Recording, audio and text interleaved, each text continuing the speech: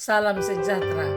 Renungan firman Tuhan hari Kamis, tanggal 20 November 2025, Yeremia 18 ayat 4. Apabila bejana yang sedang dibuatnya dari tanah liat di tangannya itu rusak, maka tukang periuk itu mengerjakannya kembali menjadi bejana lain menurut apa yang baik pada pemandangannya. Tema proses Tuhan. Kupu-kupu indah yang kita lihat ternyata terbentuk melalui proses metamorfosis. Dari ulat yang kecil kemudian berubah menjadi kepompong dan akhirnya menjadi kupu-kupu. Jika kita perhatikan, kupu-kupu membutuhkan beberapa waktu untuk mengalami perubahan. Namun kupu-kupu ini melewati proses ini dengan senang hati sehingga akhirnya menyelesaikan seluruh proses metamorfosis tersebut. Kita pun bisa melihat seekor kupu-kupu kecil yang mulai belajar terbang.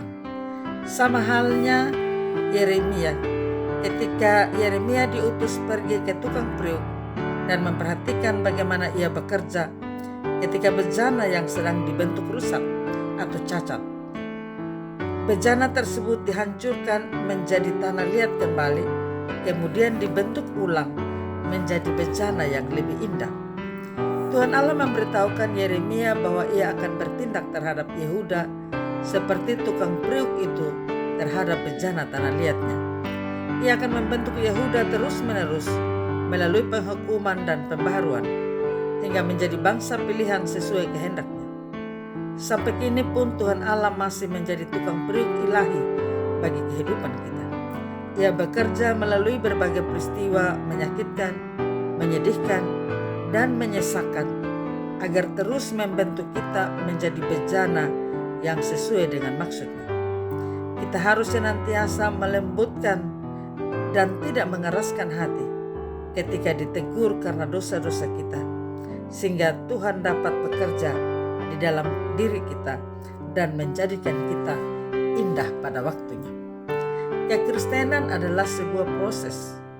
Kita akan selalu diperbarui dari hari ke hari. Melewati proses merupakan hal yang tidak mengenakan. Namun ketika kita memiliki hati yang rela untuk dibentuk oleh Tuhan, hidup kita akan penuh dengan damai sejahtera. Seperti tanah liat di tangan sang penjunan. Kita pun dibentuk oleh Tuhan hingga akhirnya kita menjadi serupa dan segambar dengan Allah yang mencerminkan kemuliaan Allah. Amin. Mari kita berdoa. Ya Tuhan, ya Allah kami di dalam Yesus Kristus, bentuklah kami seturut kehendak-Mu. Berikan keyakinan yang kokoh agar kami dapat mengerti segala rancangan-Mu dan belajar taat menjalaninya.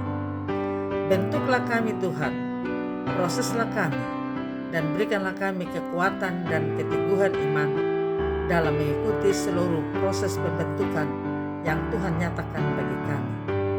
Berkati kami sekalian dan bela kami hidup untuk menjadi berkat.